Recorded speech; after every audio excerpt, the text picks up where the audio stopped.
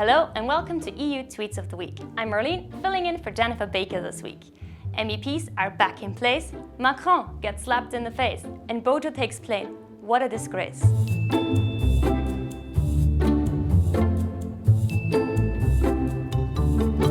This week we are supported by ESWED, the European Association representing manufacturers in the field of waste to energy.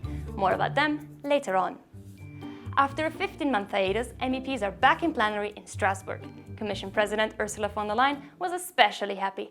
How good it is to be back in Strasbourg, she tweeted, in French of course. Beatrice Rios shared this snap of happy MEPs posing for a selfie in the plenary. But it's not all sunshine and rainbows with a sprinkle of additional COVID vaccines on top.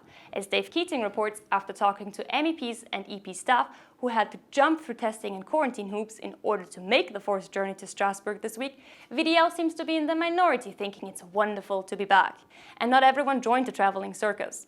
Interpreters stayed in Brussels because of the pandemic. Et voilà, for some minutes the debate was held in English alone, tweeted Oliver Grimm, notably enjoying the irony. Alex Pigman said the session was suspended due to faulty microphones.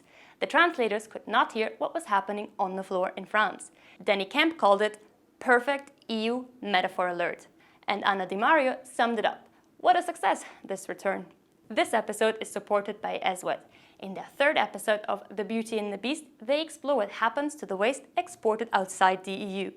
You can find out more and watch other episodes by heading over to their Twitter or at thebeautyandthebeast.eu.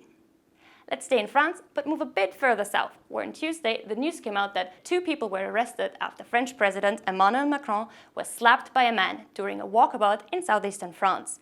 Friend and foe equally came out in support of the French president, with potential presidential rival and former Brexit negotiator Michel Barnier calling the aggression unacceptable and unjustifiable. Public and democratic debates need respect, certainly no violence or intolerance. And the man has some experience in how to deal with a tricky opponent. But attention quickly shifted away from the slapped to the slapper, because, plot twist, the man who slapped Macron is a 28-year-old medieval role-playing fan who lives with his mom, tweeted Jack Posobiec. And Politico reported that his passionate interests included martial arts, Japanese pop culture, and the Middle Ages. Though Martini Satsumaya was quick to point out that focusing on the Japanese pop fandom rather than the literal copy of Mein Kampf is an interesting choice.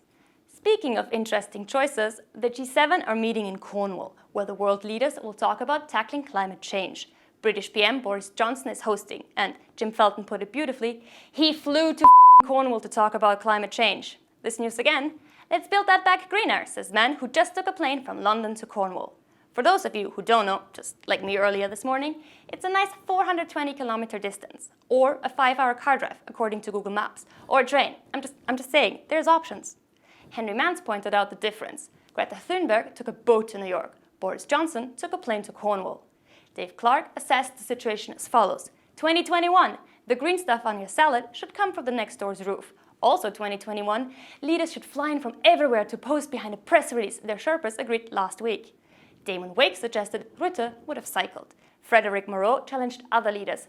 What's your I'm going to Cornwall face? But I don't think anyone can beat Joe Biden's. And that's it for this week. Join us again next Friday when Jen will be back with her usual snarks and larks from the Brussels bubble Twitter sphere.